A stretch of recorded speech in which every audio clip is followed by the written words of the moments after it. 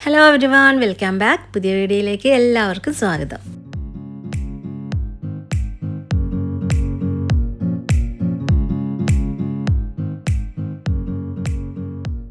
ഞാൻ കഴിഞ്ഞ വീഡിയോയിൽ ഞങ്ങൾ നിൽക്കുന്ന ഹോട്ടലിലെ ബ്രേക്ക്ഫാസ്റ്റിനെ കുറിച്ച് പറഞ്ഞിട്ടുണ്ടായിരുന്നില്ലേ. ഒരുപാട് വെറൈറ്റീസ് ഓഫ് ഫുഡുള്ള ഒരു ബ്രേക്ക്ഫാസ്റ്റ് ആണെന്ന്. പക്ഷെ ചെറിയൊരു പ്രശ്നം ഉണ്ടായിരുന്നു, ചില ഫുഡുകളൊന്നും ചൂടുണ്ടായിരുന്നില്ല. അതുകൊണ്ട് ഇന്ന് ഞാൻ നേരത്തെ വന്ന് ഫുഡൊക്കെ ചൂടോടെ കഴിക്കാമെന്ന് വിചാരിച്ചിട്ട്, പക്ഷെ സെയിം ആയിരുന്നു, ചൂടുണ്ടായിരുന്നില്ല. പക്ഷെ ഒരുപാട് വെറൈറ്റീസ് ഇന്നും ഉണ്ടായിരുന്നു. ഞങ്ങൾ ഇന്ന് കസാഖിസ്ഥാനിലേക്ക് പോവാണ്. അതിനു മുമ്പായിട്ട് ഇവിടുത്തെ പ്രധാനപ്പെട്ട ഒരു മാർക്കറ്റായ ഓഷ് ബസാർ കാണാനായിട്ട് പോയി. പക്ഷേ ഇന്ന് മൺഡേ ആയതിനാൽ മാർക്കറ്റിൻ്റെ ഒരുവിധ ഭാഗങ്ങളെല്ലാം ക്ലോസ്ഡ് ആയിരുന്നു. എല്ലാ മൺഡേസും മാർക്കറ്റ് ക്ലീനിങ്ങിനായിട്ട് ക്ലോസ് ആക്കുമെന്ന് ഞങ്ങൾ പിന്നീട് അറിഞ്ഞത്. അതുകൊണ്ട് ഞങ്ങൾക്ക് മാർക്കറ്റ് കാണാൻ പറ്റിയില്ല. ഈ ഓഷ് ബസാറിൽ നിങ്ങൾക്ക് എന്ത് കിട്ടുമെന്നാണ് അറിയാൻ കഴിഞ്ഞത്. ഫ്രൂട്ട്സ്, ക്ലോത്ത്സ്, സുവനീസ് എന്ത് വേണമെങ്കിലും കിട്ടും. ഞങ്ങൾക്ക് സുവനീസ് മാത്രം മതിയായിരുന്നു, പക്ഷെ വാങ്ങാൻ പറ്റിയില്ല. ഗൈഡ് ഞങ്ങളോട് പറഞ്ഞു, നിങ്ങൾ വിഷമിക്കേണ്ട, സുവനീർ വാങ്ങാൻ നമുക്ക് നല്ലൊരു ഷോപ്പിലേക്ക് പോവാമെന്ന്. ഇപ്പം നമ്മൾ ബിഷ്കെക്ക് നഗരത്തിലൂടെ യാത്ര ചെയ്തുകൊണ്ടിരിക്കുകയാണ്. ഇവിടുത്തെ കെട്ടിടങ്ങളെല്ലാം പഴയകാല കെട്ടിടങ്ങളെ പോലെ തോന്നി. ചില കെട്ടിടങ്ങൾക്ക് മാത്രമായിരുന്നു പുതുതായിട്ട് തോന്നിയത്. സോവിയറ്റ് കാലഘട്ടത്തിൻ്റെ സ്വാധീനം ഇപ്പോഴും ഇവിടുത്തെ കെട്ടിടങ്ങളിൽ കാണാമെന്നാണ് ഞങ്ങളോട് ഗൈഡ് പറഞ്ഞു തന്നത്. ഗൈഡ് ഞങ്ങൾക്ക് ഓരോ കെട്ടിടങ്ങളും കാണിച്ചിട്ട് എന്താണെന്ന് വിശദീകരിച്ച് തരുന്നുണ്ടായിരുന്നു. ഇതൊരു പച്ചപ്പുള്ള നഗരമാണ്. റോഡുകളുടെ ഇരുവശത്തും വലിയ മരങ്ങൾ കണ്ടു. ചിലയിടങ്ങളിലൊക്കെ പാർക്കും കണ്ടു. ഈ കാണുന്നത് ഒരു സോവിയറ്റ് കാലത്തെ കെട്ടിടമാണ്. കാഴ്ചകളൊക്കെ കണ്ട് ഞങ്ങൾ സുവനീർ ഷോപ്പിനടുത്തായിട്ട് എത്തി. നല്ലൊരു ഭംഗിയുള്ള സ്ഥലത്തായിരുന്നു ഈ സുവനീർ ഷോപ്പ് ഉണ്ടായിരുന്നത്. കുറച്ച് എക്സ്പെൻസീവായിട്ട് തോന്നി.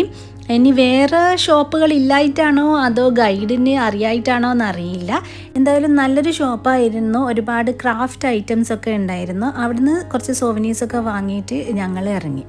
നഗരപരിസരങ്ങളൊക്കെ നല്ല വൃത്തിയിൽ സൂക്ഷിച്ചിട്ടുണ്ട്. അതേപോലെ തന്നെ ഗ്രാമത്തിലും പോയപ്പോൾ നല്ല വൃത്തി ഉണ്ടായിരുന്നു. പക്ഷെ പബ്ലിക് ടോയ്ലറ്റുകളൊന്നും ഒട്ടും വൃത്തി ഉണ്ടായിരുന്നില്ല. എന്തുകൊണ്ടാണ് അത് സൂക്ഷിച്ച് വെക്കാത്തതെന്ന് അറിയില്ല. നമ്മളിപ്പോൾ ഇവിടുത്തെ പ്രധാന സ്ക്വയറായ അലാറ്റു സ്ക്വയറിലൂടെയാണ് പോകുന്നത്. ബിഷ്കെക്കിൻ്റെ സെൻറ്റർ എന്ന് പറയാം ഇതിന്. ആ കാണുന്നത് മനാസ് മോണുമെൻ്റ് ആണ്. മനാസ് എന്നത് കിർഗിസ് ജനതയുടെ ഒരു ഇതിഹാസ നായകനാണ്. മനാസ് എന്ന മഹാകാവ്യത്തിൽ അദ്ദേഹത്തിനെ ഒരു വീര യോദ്ധാവായിട്ട് ചിത്രീകരിക്കുന്നുണ്ട്. ഇത് ഒരു റിയൽ പേഴ്സൺ അല്ല കേട്ടോ. അലാറ്റോ സ്ക്വയർ ഇവിടുത്തെ പ്രധാനപ്പെട്ട സ്ക്വയറാണെന്ന് പറഞ്ഞല്ലോ. ഞങ്ങൾക്ക് സമയമില്ലാത്തത് കൊണ്ട് ഇറങ്ങി നടന്ന് കാണാനൊന്നും പറ്റിയില്ല. നിങ്ങൾക്ക് സമയം കിട്ടുകയാണെങ്കിൽ അതൊന്ന് എക്സ്പീരിയൻസ് ചെയ്യണം. പിന്നീട് ഞങ്ങൾ പോയത് ബിഷ്കെക്കിലെ ഒരു മനോഹരമായ പള്ളി കാണാനാണ്. ഇമാം സരാക്ഷി മോസ്ക് എന്നാണ് ഇതിൻ്റെ പേര്. ടർക്കിഷ് സ്റ്റൈലിലാണ് ഈ പള്ളി പണിതിരിക്കുന്നത്. തുർക്കിയയിലെ ബ്ലൂ മോസ്കിനെ ഓർമ്മിപ്പിക്കുന്ന ഡിസൈനാണ് ഇവിടെ കാണാൻ പറ്റിയത്. തുർക്കിയയിലെ ദിയാനറ്റ് ആണ് ഈ പള്ളി നിർമ്മിക്കാൻ സഹായിച്ചത്. അതുകൊണ്ട് തന്നെയാണ് അവർ ടർക്കിഷ് സ്റ്റൈലിൽ ഈ പള്ളി നിർമ്മിച്ചതും. ഞങ്ങൾ പോയ ദിവസം പള്ളീൻ്റെ ഉള്ളിൽ വുമൻസ് ഓൺലി പ്രോഗ്രാം നടക്കുന്നുണ്ടായിരുന്നു. ഒരുപാട് ലേഡീസ് ഉണ്ടായിരുന്നു. ഒരുമിച്ച് ഒരുപാട് കിർഗിസ് ലേഡീസിനെ ഞങ്ങൾക്ക് അവിടെ കാണാൻ പറ്റി. ഞങ്ങളുള്ളിൽ കയറി നിസ്കരിച്ചു. നല്ല ഭംഗിയുള്ള പള്ളിയാണ്. ബിഷ്കെക്കിൽ വരുമ്പോൾ എന്തായാലും നിങ്ങൾ ഈ പള്ളി കാണാതെ പോകരുത്. സൺസെറ്റ് ടൈമിൽ ഈ പള്ളി കാണാൻ നല്ല ഭംഗിയാണെന്ന് കേട്ടിട്ടുണ്ട്. പറ്റുമെങ്കിൽ ആ സമയത്ത് പോകാൻ ശ്രമിക്കാം. കാഴ്ചകളൊക്കെ കണ്ട് ഞങ്ങൾ ബോർഡറിലേക്ക് പുറപ്പെട്ടു. കിർഗിസ്ഥാൻ ടു കസാഖിസ്ഥാൻ ഇമിഗ്രേഷൻ ഒരുപാട് സമയമെടുത്തു. തിങ്കളാഴ്ച ആയതുകൊണ്ടാണെന്ന് തോന്നുന്നു നല്ല തിരക്കായിരുന്നു ബോർഡറിൽ. ഞങ്ങൾ കസാഖിസ്ഥാനിൽ നിന്ന് കിർഗിസ്ഥാനിലേക്ക് വന്നത് അർദ്ധരാത്രി സമയത്തായിരുന്നു. അതുകൊണ്ട് ഒട്ടും തിരക്കുണ്ടായിരുന്നില്ല. നല്ല സ്മൂത്തായിട്ട് കാര്യങ്ങളൊക്കെ കഴിഞ്ഞു പോയിരുന്നു. പക്ഷേ ഇപ്രാവശ്യം നല്ല ബുദ്ധിമുട്ടായിരുന്നു. ഞങ്ങൾ രാത്രി 7 മണിയോടെ കസാഖിസ്ഥാനിലെ ഞങ്ങൾ ഹോട്ടലിലെത്തി. ഹോട്ടൽ റിസപ്ഷനിൽ ഒരു ജാറിൽ പല കളറിലുള്ള ക്യാൻഡീസ് ഉണ്ടായിരുന്നു. അത് കണ്ടപ്പോൾ കുട്ടികൾക്ക് ഭയങ്കര സന്തോഷമായി. അത് എടുത്തെടുത്ത് തിന്നുന്നുണ്ടായിരുന്നു. ഈ പിയാനോ കണ്ടപ്പോൾ അവിടെ പിയാനോ വായിക്കാൻ അറിയുന്ന ആരെങ്കിലും ഉണ്ടായിരുന്നെങ്കിൽ എന്ന് ആഗ്രഹിച്ചു പോയി. ഇനി നമുക്ക് നമ്മുടെ റൂം കാണാം. ഞങ്ങൾ 2 റൂം ബുക്ക് ചെയ്തിട്ടുണ്ടായിരുന്നു, ഞങ്ങൾക്കും മോനുക്കും ആയിട്ട്. ഇത് ഹോട്ടലിലെ പ്രീമിയം റൂമാണെന്നാണ് പറഞ്ഞത്. കണ്ടിട്ടൊരു പ്രീമിയം റൂമിൻ്റെ ലുക്കൊന്നും ഉണ്ടായിരുന്നില്ല. പക്ഷെ അത്യാവശ്യം സൗകര്യമുള്ള ഒരു റൂമെന്ന് പറയാം. ചിലപ്പോൾ ഈ നാട്ടിൽ ഇങ്ങനെയായിരിക്കാം. അപ്പോൾ റൂം ഇഷ്ടപ്പെട്ടു. ഇനി കിർഗിസ്ഥാനിൽ നിന്ന് കിട്ടിയ പോലത്തെ ബ്രേക്ക്ഫാസ്റ്റ് ഇവിടെയും കിട്ടുകയാണെങ്കിൽ അടിപൊളിയായി. ഇപ്പൊ കണ്ട റൂമാണ് ഞങ്ങൾ സെലക്ട് ചെയ്തത്. ഈ റൂം മോനും സെലക്ട് ചെയ്തു. റൂമിന്റെ ഇന്റീരിയർ ഒക്കെ സെയിം ആയിരുന്നു. ജസ്റ്റ് അറേഞ്ച്മെന്റിൽ ഒരു ചെറിയൊരു വ്യത്യാസം ഉണ്ടെന്ന് മാത്രം. അത്യാവശ്യം സൗകര്യമുള്ള റൂമായിരുന്നു രണ്ടും. പിന്നെ ടോയ്ലറ്റിൽ ബിഡ ഉണ്ടായിരുന്നു. അതൊരു വലിയ ആശ്വാസം തന്നെയായിരുന്നു. പുറം രാജ്യങ്ങളിലേക്ക് യാത്ര ചെയ്യുമ്പോൾ ഏറ്റവും വലിയ ടെൻഷൻ അതാണ്. അന്ന് പിന്നെ പുറത്തിറങ്ങിയില്ല. ഡിന്നർ പുറത്തുനിന്ന് വാങ്ങിക്കൊണ്ടുവന്ന് ഞങ്ങൾ കഴിച്ചു. കിർഗിസ്ഥാനിൽ നിന്ന് കിട്ടിയതുപോലെയുള്ള ബ്രേക്ക്ഫാസ്റ്റ് ഇവിടെ കിട്ടുമെന്നുള്ള പ്രതീക്ഷയോടാണ് പിറ്റേ ദിവസം ബ്രേക്ക്ഫാസ്റ്റ് കഴിക്കാൻ പോയതെങ്കിലും ഇവിടെ നോർമൽ ബ്രേക്ക്ഫാസ്റ്റ് ആയിരുന്നു ഉണ്ടായിരുന്നത്. ബ്രേക്ക്ഫാസ്റ്റ് കഴിച്ചിട്ട് ഞങ്ങൾ പോയത് ഷിംബുലാക്ക് സ്കീ റിസോർട്ടിലേക്കായിരുന്നു. അൽമാട്ടിയിൽ നിന്ന് ഞങ്ങളോടൊപ്പം ഒരു പുതിയ ഗൈഡ് ജോയിൻ ചെയ്തു. ഇവിടെ മെഡിസിന് പഠിക്കുന്ന ഒരു മലയാളി പെൺകുട്ടിയായിരുന്നു ഞങ്ങളുടെ പുതിയ ഗൈഡ്. കിർഗിസ്ഥാനിലുണ്ടായിരുന്ന ഗൈഡ് ഞങ്ങളെ കസാഖിസ്ഥാനിലെ ബോർഡറിൽ നിന്ന് കടത്തി എന്നിട്ട് ഡ്രൈവറിനെ ഏൽപ്പിച്ചതിന് ശേഷമാണ് തിരിച്ചു പോയത്. നല്ലൊരു മനുഷ്യനായിരുന്നു ആള്. നമ്മളിപ്പോൾ ഷിംബുലാക്ക് പോകുന്നതിൻ്റെ സ്റ്റാർട്ടിംഗ് പോയിന്റിലെത്തി. മെഡിയോ എന്ന് പറയും ഈ സ്ഥലത്തിന്. പ്രൊനൗൺസിയേഷൻ കറക്റ്റ് ആണെന്ന് എനിക്കറിയില്ല. ഇവിടുന്ന് നമ്മൾ കേബിൾ കാറിൻ്റെ ടിക്കറ്റ് എടുക്കണം. ഞങ്ങളുടെ ഗൈഡ് പോയിട്ട് ടിക്കറ്റ് എടുത്ത് വന്നു. എന്നിട്ട് ഞങ്ങൾ കേബിൾ കാറിൽ കയറി. ഇവിടെ കുറച്ച് തണുപ്പുണ്ടായിരുന്നു. പിന്നെ മുകളിലേക്ക് പോകുന്തോറും തണുപ്പ് കൂടുമല്ലോ എന്നുള്ളത് കൊണ്ട് മക്കൾക്കൊക്കെ ഗ്ലൗസും ജാക്കറ്റൊക്കെ ഇട്ടുകൊടുത്തു. അൽമാട്ടിയിൽ നിന്ന് ഒരു 25-30 കിലോമീറ്റർ ഉണ്ട് ഇങ്ങോട്ടേക്ക്. ഷിംബുലാക്ക് റിസോർട്ടിൻ്റെ സീസൺ ശരിക്കും നവംബർ ടു ഏപ്രിലാണ്. നമ്മൾ ഒക്ടോബറിലാണ് വന്നിരിക്കുന്നത്. ഓഫ് സീസണിലാണ് വന്നിരിക്കുന്നത്. ഓഫ് സീസൺ ആയതുകൊണ്ട് മഞ്ഞ് കാണാൻ പറ്റുമോ എന്നുള്ള കാര്യം ഡൗട്ടാണ്. എന്നാലും നമ്മൾ പോയി നോക്കാം. സമ്മറിലും ഇവിടെ കാണാൻ നല്ല ഭംഗിയുണ്ടാവും. ഇതെല്ലാം പച്ചപ്പിൽ കിടക്കുമ്പോൾ നല്ല ഭംഗി ഉണ്ടാവില്ലേ. പിന്നെ എന്താ പ്രശ്നം എന്ന് വെച്ചാൽ മഞ്ഞുണ്ടാവില്ല, സ്കീയിങ് ചെയ്യാൻ പറ്റില്ല, അങ്ങനെയുള്ള വിൻ്റർ ആക്ടിവിറ്റീസ് ഒന്നും ചെയ്യാൻ പറ്റില്ല. പക്ഷെ നിങ്ങൾക്ക് ഹൈക്കിങ്ങും ബൈക്ക് റൈഡിങ്ങും ഒക്കെ ചെയ്യാൻ പറ്റും. ഈ കേബിൾ കാർ അതായത് ഗൊണ്ടോള പോകുന്നത് ഷിംബുലാക്ക് ബേസിലേക്കാണ്, അതായത് റിസോർട്ട് ഏരിയയിലേക്ക്. അവിടേക്ക് എത്താൻ 25 മിനിറ്റോളമുള്ള റൈഡ് ഉണ്ട്. വിൻ്റർ സീസണിലായിരുന്നെങ്കിൽ ഫുള്ള് മഞ്ഞ് മൂടിയിട്ട് കാണാൻ കുറച്ചുകൂടെ ഭംഗി ഉണ്ടാവുമായിരുന്നു. 25 മിനിറ്റോളമുള്ള റൈഡ് ഉണ്ടല്ലോ, നല്ലോണം ബോറടിച്ചു ഞങ്ങൾക്ക്.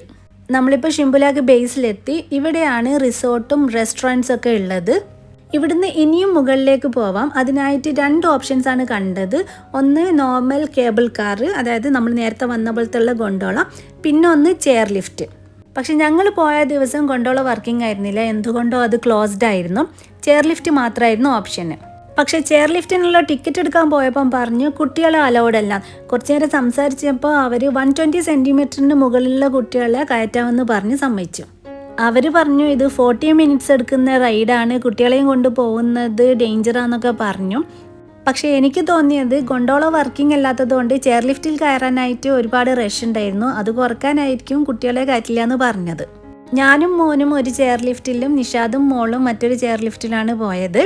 മുകളിലേക്ക് പോകും തോറും തണുപ്പ് കൂടി വരുന്നുണ്ടായിരുന്നു. പിന്നെ മഞ്ഞ് മലയും കാണാൻ പറ്റുന്നുണ്ടായിരുന്നു. നമ്മൾ മുകളിലേക്ക് പോകുന്നത് മഞ്ഞ് കാണാനായിട്ടാണ്. ഓഫ് സീസൺ ആയതുകൊണ്ട് മഞ്ഞ് കാണാനുള്ള ഓപ്ഷൻ അവിടെ മാത്രമേ ഉള്ളൂ. ഞങ്ങളുടെ ഗൈഡ് പറഞ്ഞിട്ടുണ്ടായിരുന്നു വലിയ പ്രതീക്ഷയോടൊന്നും പോവണ്ട, മഞ്ഞുണ്ടാവാൻ ചാൻസ് കുറവാണെന്ന്. പക്ഷേ ഇവിടെ എത്തിയപ്പോൾ ഒരു സമാധാനം, ഞങ്ങൾ കുറച്ചൊക്കെ മഞ്ഞ് കണ്ടു തുടങ്ങിയിരുന്നു. ഏകദേശം 25 മിനിറ്റ് എടുത്തു മുകളിലെത്താൻ. അവർ പറഞ്ഞതുപോലെ 40 മിനിറ്റുള്ള റൈഡൊന്നും ആയിരുന്നില്ല. അതെന്തുകൊണ്ടാണ് അങ്ങനെ പറഞ്ഞതെന്ന് എനിക്കറിയില്ല. ഇവിടെ നടക്കുന്ന വഴിയൊക്കെ മഞ്ഞുരുകിയിട്ട് ചളി പിടിച്ച് കിടക്കുകയായിരുന്നു.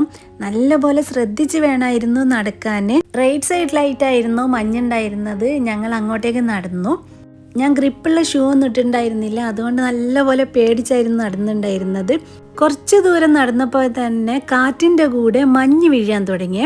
അത് മൗണ്ടനിലുള്ള മഞ്ഞ് കാറ്റ് കാരണം ഇങ്ങോട്ടേക്ക് വരുന്നതാണോ അല്ലെങ്കിൽ ഫ്രഷ് ആയിട്ട് മഞ്ഞ് വീഴുന്നതാണോ എന്നറിയില്ല. എന്തായാലും നല്ല രസമുണ്ടായിരുന്നു ആ കാഴ്ച. ഞങ്ങളെല്ലാവരും കഷ്ടപ്പെട്ട് അതിൻ്റെ മുകളിലേക്ക് നടന്നു. എന്നിട്ട് ഫോട്ടോസൊക്കെ എടുത്തു.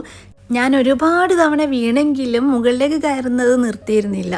ഈ ഭാഗമൊക്കെ നല്ലപോലെ ചളി പുരണ്ടിരിക്കുകയായിരുന്നു മഞ്ഞുരുകിയിട്ട്. ഇവിടെയൊക്കെ ഞാൻ കുറേ വീണിട്ടുണ്ടായിരുന്നു.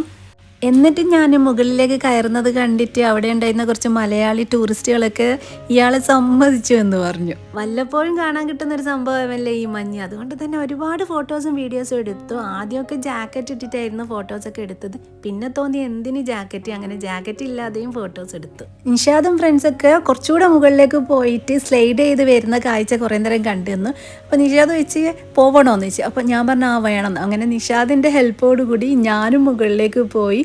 എന്നിട്ട് സ്ലൈഡ് ചെയ്ത് താഴെ വന്നു. എൻ്റെ അടുത്ത് വീഡിയോ ഉണ്ട്, പക്ഷെ ഞാൻ ആ വീഡിയോ ഇവിടെ പോസ്റ്റ് ചെയ്യുന്നില്ല. ഇവരെ പോലെ ഞാനും ചെയ്തു. ഇതൊക്കെ കഴിഞ്ഞപ്പോഴത്തേക്കും എനിക്ക് നിർത്താത്ത ചുമ തുടങ്ങി. ശരിക്കും ഞാൻ പേടിച്ചു പോയി. തിരിച്ചിറങ്ങുമ്പോൾ നല്ല ടെൻഷൻ ഉണ്ടായിരുന്നു.